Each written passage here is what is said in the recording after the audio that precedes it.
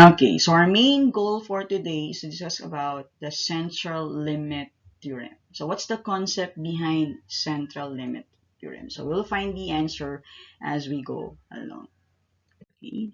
So before we proceed on the concept on central limit theorem, let's have a recall on four basic probability sampling techniques. So the first one is, what's the first one?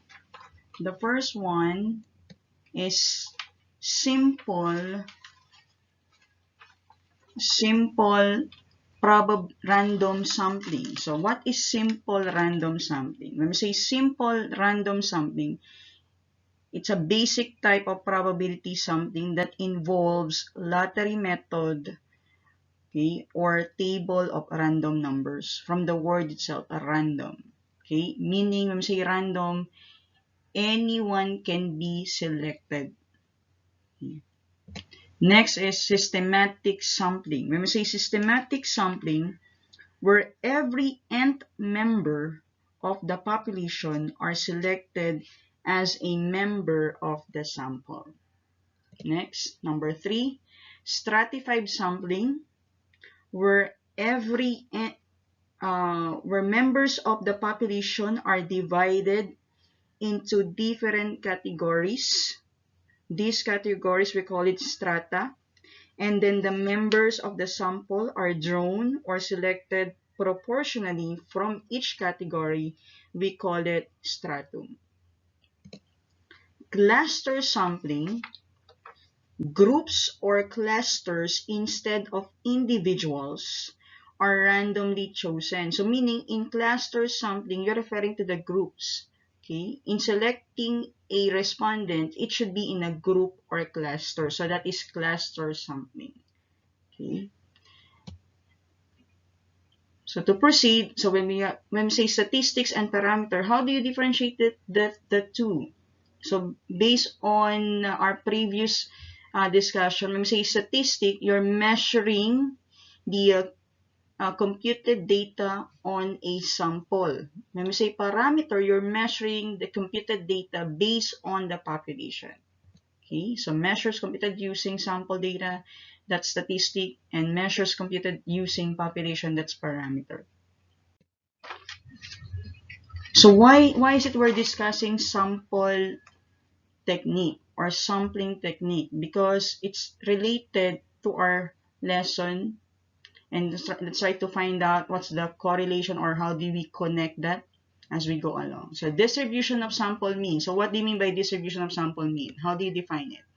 Suppose a researcher selects a sample of 30 adult males and finds the mean of the measure of the triglyceride levels for the sample subjects to be 187 milligrams per deciliter. Then suppose a second sample is selected, and then the mean of the sample is found to be 192 milligrams per deciliter, and it continued the process for 100 samples. What happens then is that the mean becomes a random variable, and the sample means of 187 up to 196 constitute as a sampling distribution of a sample means. Okay, so that is sampling distribution of a sample means. So what is sampling distribution of a sample means?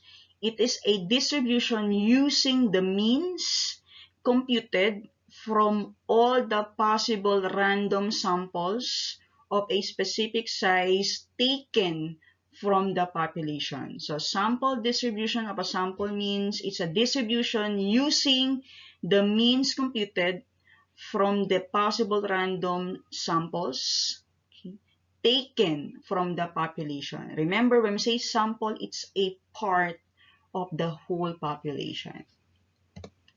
Sampling error is the difference between the sample measure and the corresponding population measure due to the fact that the sample is not a perfect representation of the population. So what are the properties of distribution of sample means? First, the mean of the sample means will be the same as the population mean. So try to remember that. The mean of the sample means will be the same as the population mean. So meaning, your population mean is the same as your sample means. Second, the standard deviation of the sample means will be smaller than the standard deviation of the population. And it will be equal to the population standard deviation divided by the square root of the sample size. Why do you think that the standard deviation of the sample mean is smaller than the standard deviation of the population? Because, like what I said, when we say sample, it's a part of a population. So more or less, the standard deviation of a sample is smaller than the standard deviation of the population. Suppose a professor gave an 8-point quiz to a small class of 4 students. The result of the quiz were 2, 6, 4, and 8.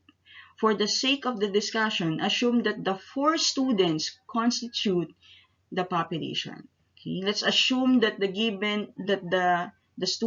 4 students is a population. So calculate the mean of the population and the standard deviation of the population. So you already know how to calculate it by getting the summation of the 4 and then divided by 4 since we're assuming that 4 is the population. So your mean of the population is equal to 5. What about the standard deviation? So the standard deviation of the population is by getting the square root, okay, of 2 minus 5 squared, meaning you need to subtract 2 by the mean and then you get the square root, plus 6 minus the mean and then squared, plus 4 minus the mean squared, plus 8 minus 5, which is the mean, and then square it, divided by the total number or the population, which is 4. So your standard deviation is 2.24. It should be rounded off, so 2.24. Now, if all sample of size 2 are taken without replacement, the mean of each sample is found, the distribution as shown. Okay? So let's say, for example, if all sample size 2 are taken, so each sample you need to take 2. Okay? So for example, in the 4 students, there are 2 who get 2 as the score. So the mean is 2. Okay? Next is if the 2 students out of 4, the score is 2 and 4, so what will be the mean? So the mean is 3, and then so on and then so forth. Okay? So construct a sampling distribution of the sample mean. So first you need to get the number of a sample mean. So the number of sample mean, that will be your x. So you do have 2, 3, 4, 5, 6, 7, 8. So that is your sample mean. Okay, and then the probability of per sample mean. So how many get 2? So what's the probability of getting the mean, which is 2? So that will be 1 out of 16. Why is it 16? Why is it 16? Since you need to take 2 sample in the 4 students. So in the first sample, okay, how many choices there are? 4. In the second sample, there are also 4. So there are 16 outcomes. And then how many got 3 as a sample mean? So there are 2 out of 16. And then up to 8. Okay.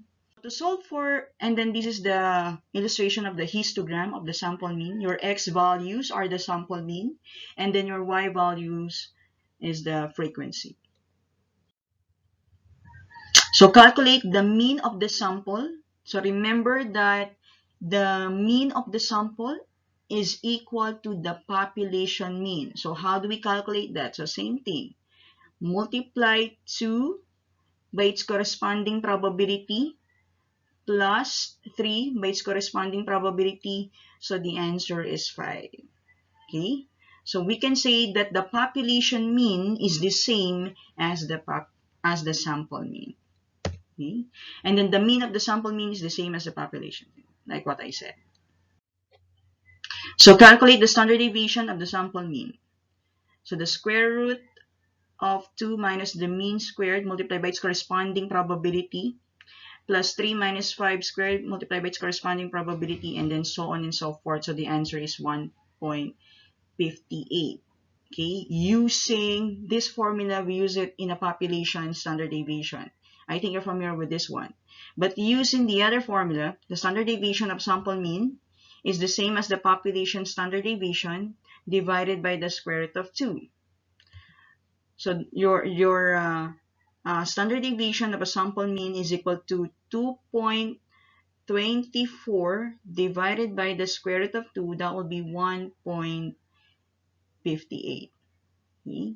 So sample mean, the standard deviation of a sample mean can be computed using the standard deviation of the population divided by the square root of your n, which is 2. Okay, when we say n, you're referring to the number of sample. Okay, in our previous problem, in that problem, we need to take 2. So 2 there, you're referring to the sample. So you do have 1.58. In summary, if all possible samples of size n are taken with replacement from the same population, the mean of the sample means denoted by mu sub x or mu sub sample mean equals to the population mean. And the standard deviation of the sample means denoted by the sigma sub sample mean equals the standard deviation of the population over the square root of n. So the standard deviation of the sample mean is called a standard error of the mean. So another name for the standard deviation of sample mean is standard error of the mean. So hence, the standard deviation of sample mean is equal to the standard deviation of the population divided by the square root of n. Your n, small n, pertaining to the sample size. As the sample size n increases without limit, the shape of the distribution of the sample means taken with replacement from the population mean, which is mu, and the standard deviation sigma, will approach a normal distribution. As previously shown, this distribution will have a mean population and a standard deviation of the sample mean, which is sigma divided by the square root of n. Okay, so mu sub x, you're pertaining to the sample mean. And then sigma divided by the square root of n, you're referring to the standard deviation of a sample, or another term for that is the standard error of a sample mean. So what's the connection for that one in central limit theorem? So the connection of sample mean to central limit theorem